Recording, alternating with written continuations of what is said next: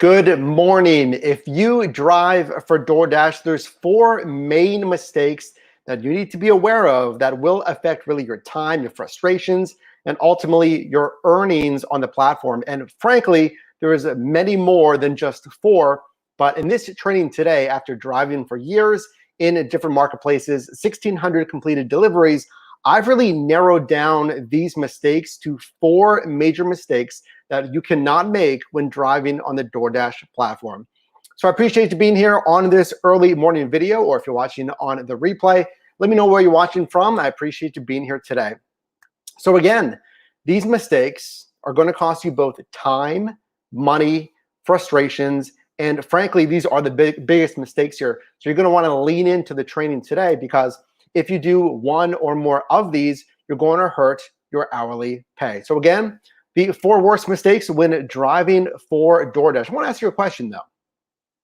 On this video today, I need you to really be in the right mindset, leaning into the training today. So I want to ask you, what is your main hustle? Is it DoorDash? Are you trying to start a business? Is this something that you're just doing on the side to generate some money while you're working on another project? Do you have a 9-to-5, like really half of individuals in the gig economy? Let me know. How does DoorDash fit in? Are you just looking at DoorDash as a potential maybe side or full-time revenue stream? Let us know really what is your main hustle right now. Really, there's no wrong answer as long as it's legal, right? So answer that question right now in the live chat or in the comments section. But hey, something that isn't really looked at frequently, well, the numbers. I want to show you fresh data on DoorDash as a company here to really educate you and help you in this journey, whatever it is, a side hustle or a full-time hustle, if you're considering DoorDash. So check this out. Let's look at some recent numbers here when it comes to DoorDash. Now, these are, again, fresh data just really from last week here about Q4 earnings. Something that I don't see talked about a lot here. So I want to go over a few of these with you because these are very important. Number one, let's look at recent data in Q4 of 2020. So let's check this out. Net Q4 GAAP loss, or generally accepted accounting principles, the GAAP loss was 312 million in Q4. Now that's actually over double the GAAP loss in Q4 of 2019.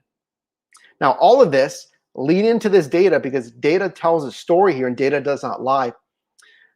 DoorDash really attested this drop, over a doubling of this GAAP loss in Q4, again, year over year, to the IPO. If you're not familiar, DoorDash did just recently IPO. They're available on the stock market, and we have seen about a 25% drop in the stock price, now below that valuation here in the last, we'll say, 30 to 45 days. But that drop there, you can see it on the bottom left chart there, that GAAP net income loss, again, is over doubled year over year. But again, DoorDash is relating that to the IPO costs and then some stock-based costs as well, some stock-based compensations. So if there's individuals within the company that are getting stock options, obviously that is a massive front load in expenditures. Secondly, look at this. Total orders are up in Q4. This is Q4 of, again, 2020. This just happened. And, if you're not familiar with the term, quarter, your financial year is broken into quarters, 3-month periods. You don't got to be an expert here. So the fourth quarter of 2020, we saw a 233% year over year growth. And look at this really mind-blowing number here, 273 million orders. And this is sourced from CNBC. Credible sources here. 273 million orders in Q4. That is crazy. Let me know if you think that's crazy. 207, I can't believe that. 273 million orders in Q4. That is some number. And that was up 233% year over year. Now, our next point.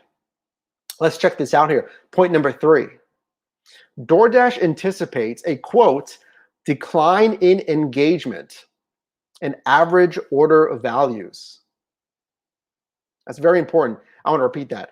DoorDash themselves, as a company, states officially that they are anticipating declines in that's customer engagement and the average order values.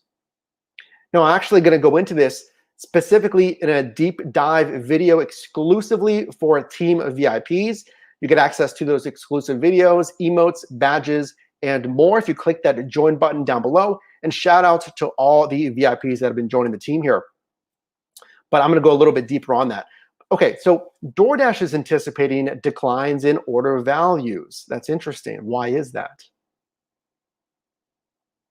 And then our next point, a $1.9 billion revenue generation through September of 2020, with 149 million of that in losses. This kind of relates again back to the GAAP losses. I'm not an accountant. I'm not a financial expert. So I'm just reporting directly from CNBC via DoorDash here. But that's important because that $149 million loss is actually less. I believe it was year over year, maybe a 100% reduction. $300+ million loss is now 149 million. So there's something to be said there as well. Great. Mike, I'm not here for the numbers. I'm here for driver tips. Fantastic. Let's get into that. I just wanted to show you really some flavors of the company, where DoorDash has been going here in Q4. And let me say one thing here before we get into our first tip. And I appreciate you being here, Kevin, and thanks for being here. Ramiro, thanks for being here as well. Appreciate you being here in the training today. I wanted to provide you some numbers because, again, I don't see it talked about a lot. I want to give you one insight here. Before I go into that deep dive video again for driver VIPs, I'd love to have you as a VIP on the channel. But my thoughts are, I agree with DoorDash's sentiment of seeing less engagement, customer engagement, and lower order values. And it was actually encouraging for them to actually acknowledge that, because that is the elephant in the room.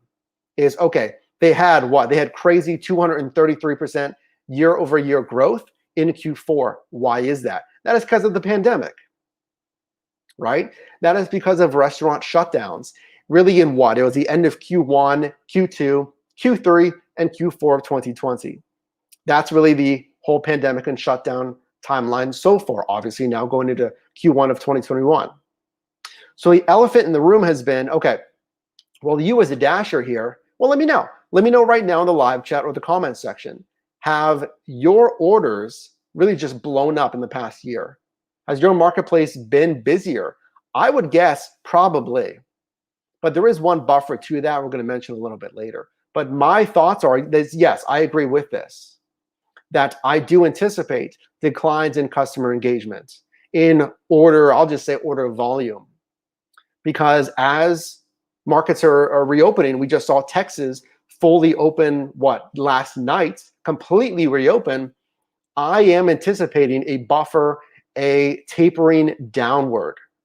So that's something we're going to have to look at this year. Subscribe if you're not subscribed already. If you are a team member, appreciate you being here, because that is something we're really going to have to look for this year, is say, hey, is this DoorDash thing going to maintain in 2021?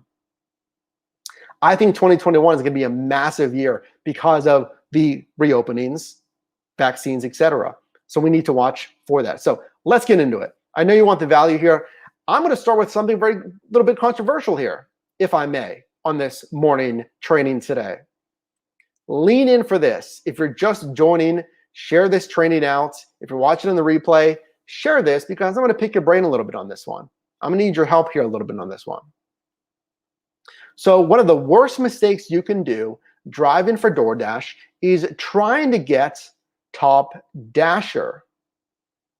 Wow, that's bold. If you didn't know, Top Dasher, it's a new-ish feature that gives you exclusive benefits if you hit it, if you qualify for it. But, don't throw the tomatoes at me just yet on stage. Don't hook me off the stage yet, because I'm actually going to explain what I mean here. This isn't so cut and dry as it may seem initially. So let's explain this Top Dasher and why it might be a mistake. And in my opinion, it is a mistake for some of you, but not all of you. Again, let's explain here. So, okay, is Top Dasher worth it? We did an entire video on this.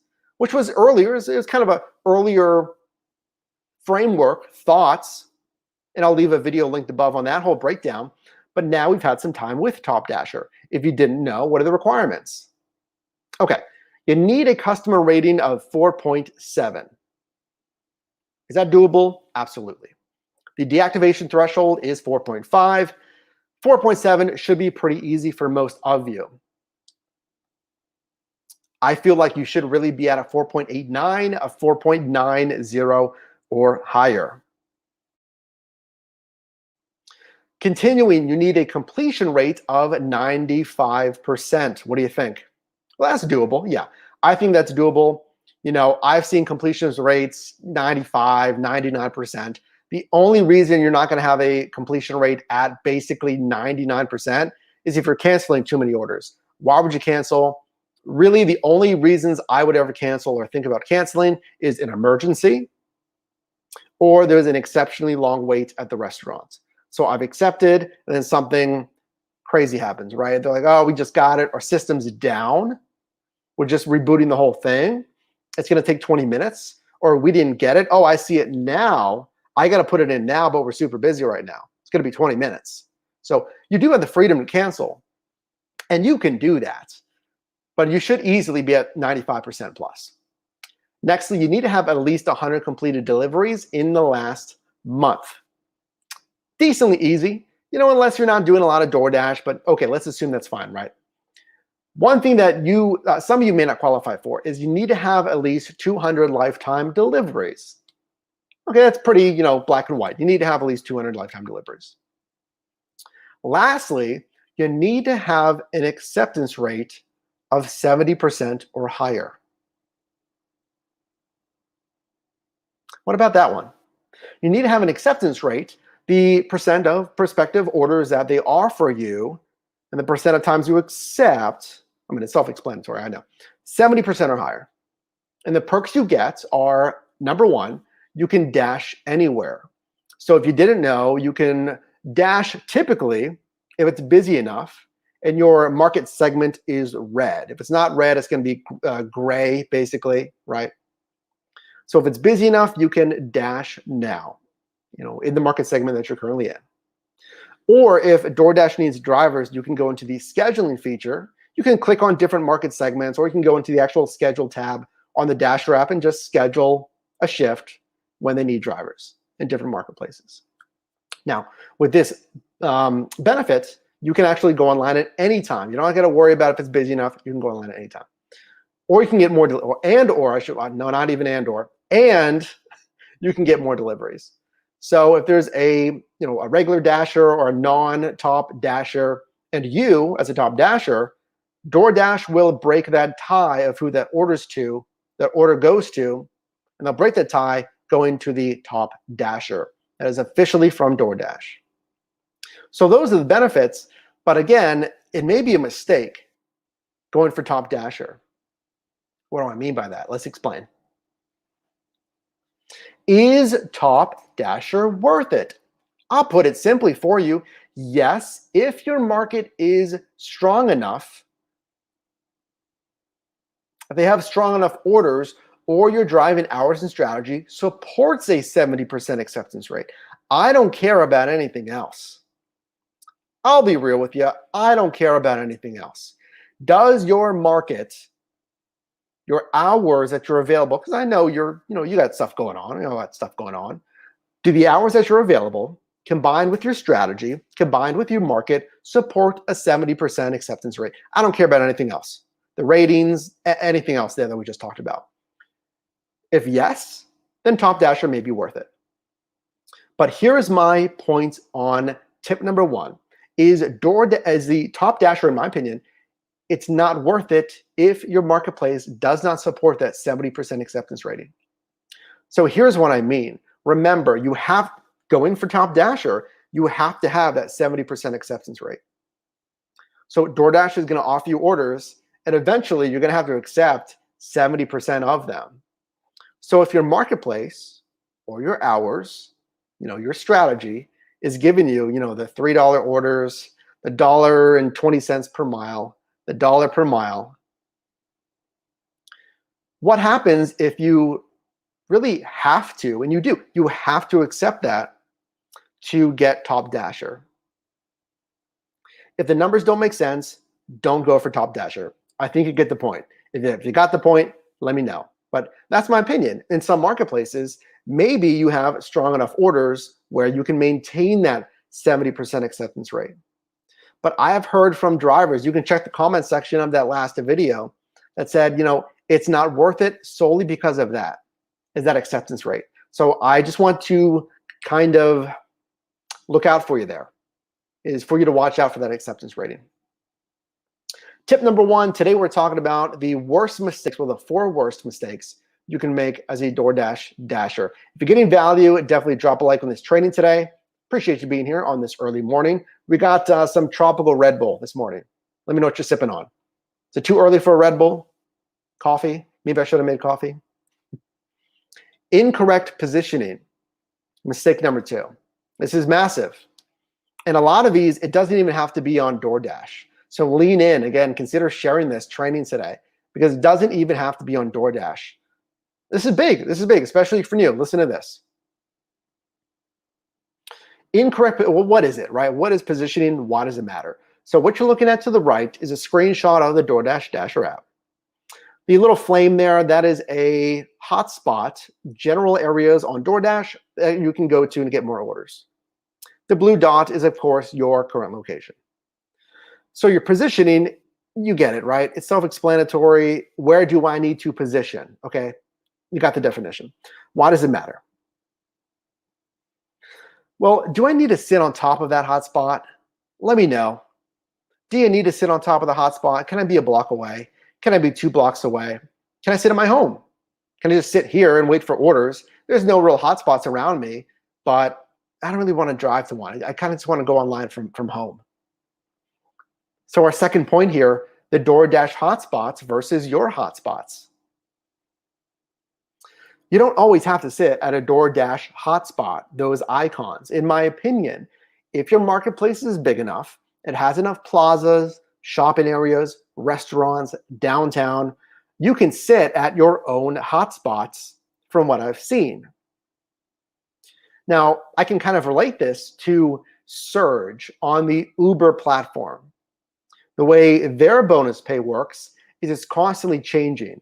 It's evolving bonus pay. It's been like that since they basically created the app. And it's based on real-time analytics and data for demand. So what you might want to do in the Uber platform for rideshare or delivery is predictive surge. There's bonus pay over here, but I know this plaza is busy. I know this area is busy. I'm just going to sit here. I'm not going to drive over there, empty miles and try to chase that bonus pay when other drivers might be doing that. So if your marketplace is busy enough, what I'm trying to say is, you can do the research and sit in known and busy zones, because the way DoorDash works is there is not evolving bonuses. If there is bonus pay, it's set for a certain amount of hours. So don't worry about the bonus pay. They're never going to reduce bonus pay. If anything, they actually add to bonus pay. So don't worry about that. Focus on positioning. Next point here, how does DoorDash assign those orders? Frank, to answer this simply, we don't know for sure. It's also algorithmic. Now we do know, again, Top Dasher breaks the tie, so that could be a tool if it makes sense in your marketplace as far as who gets that order. But there's never been any official word, nothing in the terms of service that says, a better rating gets the order, or more deliveries completed lifetime gets the order, or more recent customer reviews gets the order, or the person closest to the restaurant, which is traditionally how these apps have really doled out requests, especially on the rideshare days of, let's say, 2015, 16, and 17.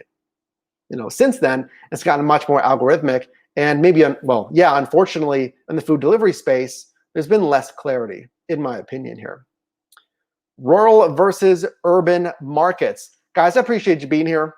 Drop a like on the training today on this early morning. Appreciate every single one of you. If you haven't joined the team, definitely hit that subscribe button if you have subscribed. Again, I appreciate you being here. I'm going to be real with you. Let's bring some realness today. Urban versus rural markets. I see your comments. I'm sorry, I see your comments. If you are in rural marketplaces, straight up, it's not going to perform as well as urban markets, in my opinion. I mean, come on, I'm sure you know, I would hope you know that. But, the density, it's just density. It's, yeah, you may have a good amount of customers, but how many restaurants are there in rural segments? If I go 20 minutes outside of Pittsburgh here, well, I know, okay, there's plazas here and there.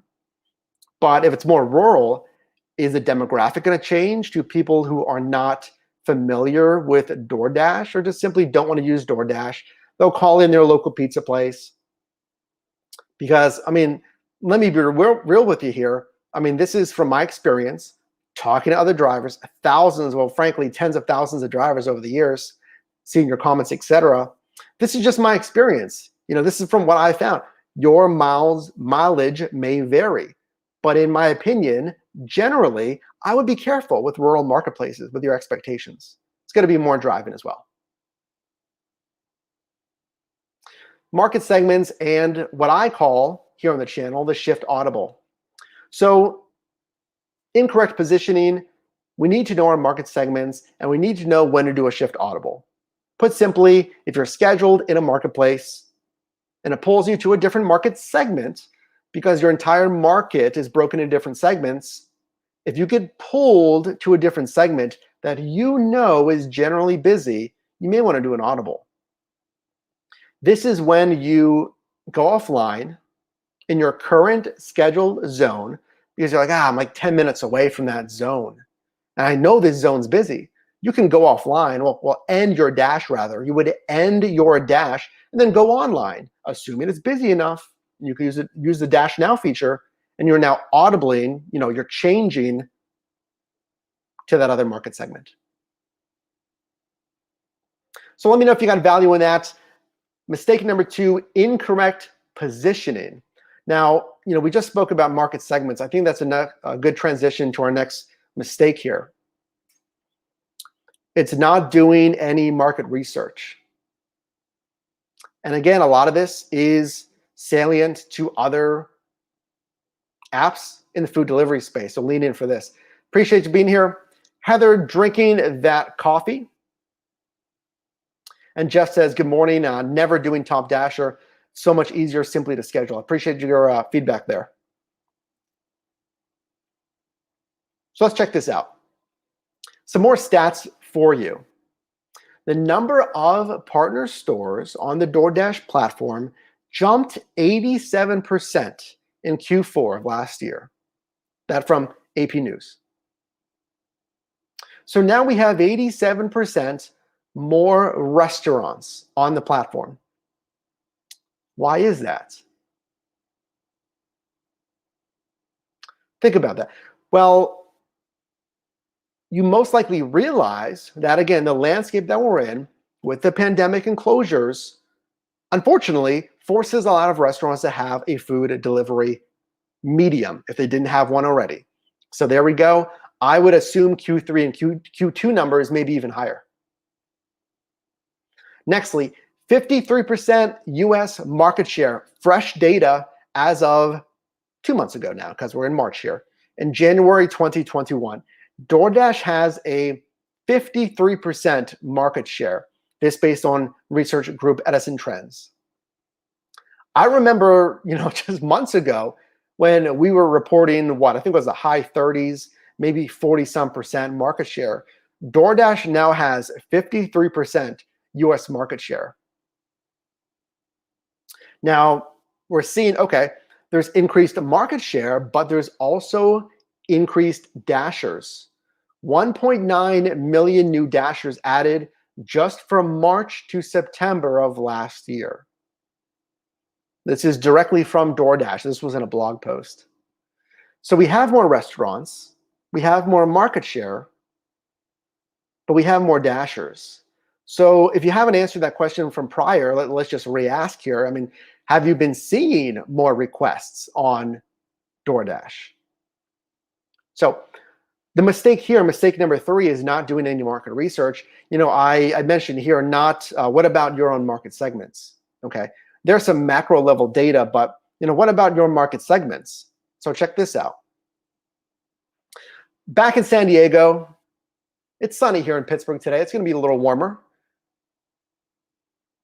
Getting a taste of San Diego. I lived in San Diego for about 3 years. Moved back to my hometown here in Pittsburgh, where the hustle started. If this is the first time that you and I are meeting, I did start this side hustle right here in my hometown of Pittsburgh in 2015 with Uber, Lyft, shortly added delivery platforms. Eventually moved to San Diego, came back here to Pittsburgh, and now we're hustling here in Pittsburgh. So I appreciate you being here. That's a little bit of my story. I started way back in the day unloading trucks for Walmart in between semesters at Penn State. There's a hustle, generating some of that money. Come on. But I digress. So doing your market research, this is San Diego. And here's a good example of the entire marketplace of San Diego being broken down into different market segments. So I need to ask, well, you need to ask yourself, but I'm going to ask you. So check it out. We have so many different market segments. You can kind of see them outlined in different shapes. There's little icons that say different bonus pay for different market segments. I need to ask you, okay, how is this market segment versus that market segment in your marketplace? Okay. If I said, okay, well, you drive, well, show me where you drive. You know, if we pulled up your market segments, it's okay, I drive here. If I asked you, well, how's that segment up north? Well, what about that segment? Or what is that segment next to you to the east? How does that do? You need to know exactly how that market segment performs. Like, well, it's more rural there, you know, especially if you're a medium or smaller market. Pittsburgh, there's really one main segment here, kind of in the city. Then every segment around it is pretty rural. But in San Diego, a lot of these segments are super dense. San Diego is very populous. So I can't just say it's rural, right? I can say, okay, this segment has colleges. This is a tourist area. This area is very beachy because parking is very tough because of that. You know, it's a lot jammed in there. That was the Pacific Beach area of San Diego. It was super busy. It was younger, and the parking was really crazy. It was tough, right? I can look at San Diego. I can say, well, National City. It's more spread out. A lot of Hispanic population, great Mexican food, and an underserved market. How would I know it's underserved? I can see that DoorDash would offer more bonus pay there, telling me that, hey, we need drivers here in National City. We need drivers. They're offering bonus pay in National City when other segments don't have any bonus pay. So either they're getting a ton of demand, a lot of orders, or they don't have enough drivers. So even within your own marketplace, you know, if we look at that center market segments, you need to know your main market segment as well. Okay, here in Pittsburgh, I know that visit Oakland colleges, Southside, bars, the North Shore, up and coming, the stadiums. Right, I know those different market segments. Hey, Diablo, I appreciate you shopping via the Amazon storefront. I appreciate you giving me the alley-oop here to pitch the Amazon store. If you are in any hustle at all in this gig economy, and even YouTube, check out my Amazon storefront. We got a nice customer review there from Diablo for the best accessories for your hustle, for YouTube, for your side or full-time hustle. Appreciate that. Shout out there, Diablo.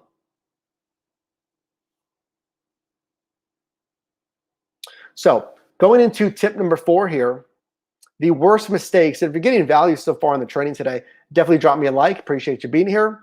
And again, let me know what you're sipping on. Coffee, we got the tropical Red Bull here. I'll take a sip in a second. So mistake number 4. Lean in for this one because this is going to go even more macro than simply DoorDash. It's not taking risks. And I need to talk about, we'll talk about some metrics here as far as the driver pay, but I need to go more macro here for you. The roadmap for the channel, the team here this year, it's going bigger with your revenue. It's blowing up your income this year. It is active and semi-passive revenue streams. But for now, check this out. So this is the dollars to mile ratio that I talk about here on the channel. So It's what you need to decline on the left and what you should ideally accept on the right. If it's offering you the pay, really $1 per mile or less, I would decline that. If it's between $1.10 and $1.40, especially towards $1.40, $1.50, I would accept it. If it's closer to the bottom, again, that's why it's a swing area there. It's up to you. Because, I mean, frankly, if it's super slow, some days are super slow, you kind of have to accept those like $1.20 payout per mile orders. But ideally, on the right, obviously, I want you to make as much money as possible. $2 plus per mile. Here in Pittsburgh, I'm averaging more pay per mile than San Diego. It's more dense. You know, San Diego is a massive marketplace. And there's actually similar or less peak pay bonuses in Pittsburgh as well. But I'm making more money per mile. So how do we relate this back to risk taking? So let's look at this. You need to take risks. And that screenshot to the right looks a little different. I'm going to explain why. I want you to take risks with the dollars to mile ratio that I just talked about. Maybe even the dollars to time ratio. How much am I getting paid, but how much time is it going to take? Positioning. So we talked about, okay, this market segment versus that segment. I've never really driven in that other segment. Well, try it. That's what I did in San Diego. I took risks, and I didn't just, I first drove in the La Mesa marketplace because I lived out there, by SDSU. It was a university. I was comfortable with it, but I found it was more spread out. And then I moved more central San Diego, and I drove in Mission Valley. But I also liked La Jolla up north because it was super busy. There was a lot of dense restaurant areas, but the parking was generally better. Let's say Pacific Beach, which I also experimented with. So take risks with the positioning. Well, what about time?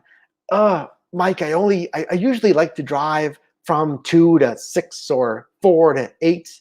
Take some risks. I've done some early AM shifts. My twin brother Matt here in Pittsburgh. What up? He's a VIP team member. Again, hit that join button if you'd like to be a VIP. But, I've done AM, I've done PM shifts. I did that in San Diego. I've done that on rideshare. We're trying to mine, chisel away when is the absolute best time, place, strategy, plaza for you to drive. Because I have always said this is not hard. I mean, it's not hard.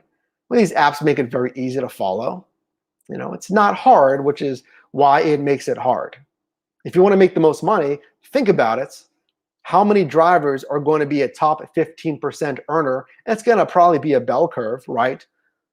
Really low earners, the average, and then the bell curve comes down to top earners. So if you're a team member, I want you to be in that top 15%. So going more macro, you got to take risks with the different apps, projects, businesses, and it's going to be painful. Let me just come close here for you. As we're kind of landing the plane on the trading today, I need you to take risks this year. I took a risk back in June being let go from a job that just wasn't a good fit for me at all. And I took the risk going all in, truly all in, going full time on YouTube. And it now has generated and grown exponentially to generate more than full-time income. And I'm going to teach you how to do that here this month on a brand new channel. So be on the lookout for that. But let me speak to you here. It's even just going back to the app. You don't got to start a YouTube channel if you don't want to. You don't got to start a business if you don't want to. If I bring it down more micro here, just try a different app. It took a lot of poking and prodding with Matt, my brother, to sign up for DoorDash. It took over a year. I'll call him out right now. It took him over a year. I said, sign up for DoorDash. I think he was doing Uber Eats here in Pittsburgh. And he said, I like Uber Eats. Uber Eats is pretty good. Pays pretty good. Why haven't you signed up for DoorDash? Sign up for Grubhub now. Give me your phone and sign up, right? If you haven't signed up yet, just do it. It's not going to hurt you. So looking at this screenshot now, let's call back here. This screenshot is from Uber Eats. This isn't from me. This is from Matt it was like yesterday, I think. A $21 order for a single order for 7.5 miles. It's crazy. There could be orders out there in your marketplace like this, but it could be on DoorDash and you're on Uber Eats, or it could be on Uber Eats and you're on DoorDash. It could be on Grubhub. I don't know. It's certainly not on Postmates. Okay, bad joke. But experiment. Try, I'm going to go micro. It's going to get uncomfortable. Selling. I don't like hard selling. That's why I don't hard sell here on the channel. There's courses linked in the description for yourdrivermike.com. There's that Amazon storefront that Diablo mentioned that I didn't even mention here, right? There's other affiliate programs and links down. I don't hard sell you because I don't want to hard sell you because I don't believe in hard selling. I just want to provide value, but I want to push you to take some risks this year. So if you have some skills, creativity, something that you can sell, it can be, again, let's go back to this. It can be courses, it can be downloads, it can be digital. You don't gotta make this crazy, bird feeder, carve it out of wood, stain it, looks crazy, it looks super, I'm not a creative engineer, I can't make things, right? But I can teach things. Or can you create digital products? Are you a graphic designer, or you have consulting skills, etc. You don't gotta be the best in the world, you just gotta be steps in front of the person that you're teaching. Affiliate programs. I don't wanna make a course, I don't wanna start a business. Sounds great. I'm happy that you're doing that. I don't wanna do that. That's fine. But the easiest thing that you can do, right, you've heard it before this year, because I believe so strongly in this, is to start the affiliate program. And you say, well, Mike, you talk about Amazon Associates. It doesn't have to be Amazon Associates because maybe you don't qualify, because there are qualifications for that. You can literally sign up for Best Buy, Target, something else, and just type a post on your Facebook page. Say, I've been using these AirPod Pros for a year. These are crazy. These are super good. I've been using this for a year. I had the Power Beats 2, and these fit better, these sound better, these have noise canceling, those ones don't, and those are actually experiences that I had. They're great. They're expensive, I know. And then you can just type a little thing. Say, hey, check it out. You put the affiliate link, And we'll do a deep dive training on affiliate marketing and mistakes. Let me know if you want to see that. And then lastly, investing. Again, I am not a financial master. I'm not here telling you that I am up in the ivory tower making millions. No, years ago I was unloading trucks here in Pittsburgh, with my bare hands. I was come on, but I'm on this journey to make income for myself. And the goal here on the channel is we're a team. I'm not going to just hound all this money. I find best practices. I try, I research, and I pass it on to you. And we have a community here talking on Discord. You can join Discord as well, link down below in the comment section, etc. Because again, why would I want you to waste your time? Why would I want you to make less money? Let's grab a sip of this Red Bull real quick here.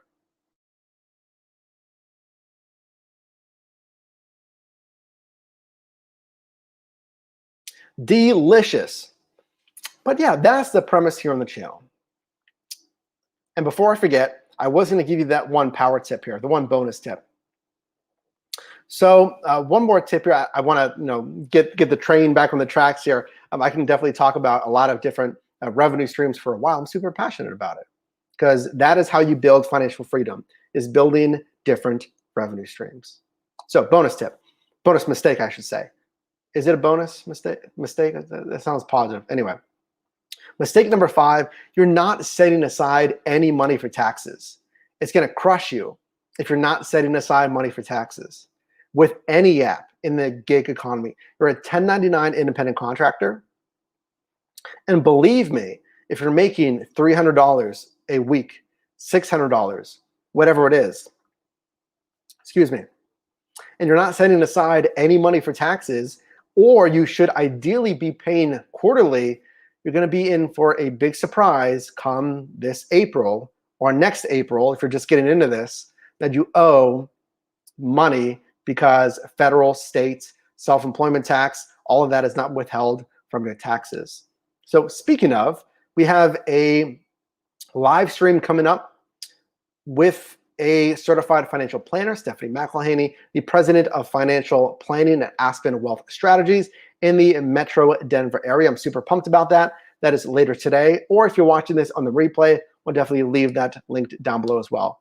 So I appreciate you being here. Leave a like on your way out if you got value in this training today. And again, appreciate you being a team member here on the channel. And I'll see you in the next one.